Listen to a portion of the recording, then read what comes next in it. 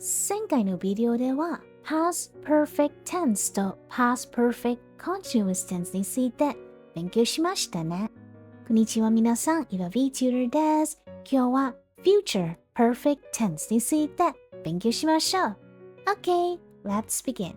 Future perfect tense tells us that something will be completed before a certain time in the future. The structure is subject plus will have plus verb 3. It's divided into two types of usage, but we'll first focus on the time expressions. By the time, used before a certain time in the future. By the time the concert starts, we will have found our seats. Before is used earlier than a future point. She will have finished her project before the weekend.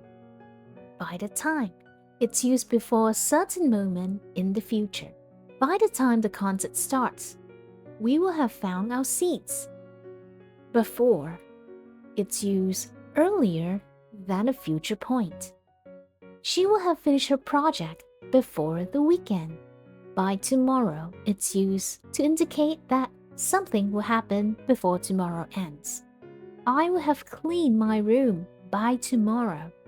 By next week, before next week ends. They will have practiced enough by next week for the school play.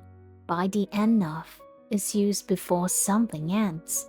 We will have completed the game by the end of the day. In time period, it shows that within a time frame in the future, something will have happened. He will have watched 10 episodes in 2 days. Let's take a look at the timeline concept of future perfect. It shows that something will be completed before a certain time in the future. Let's take a look at the timeline. We are at the present right now, but we are referring to somewhere in the future, and we're predicting that something will have finished. By 10 p.m., I will have finished my homework.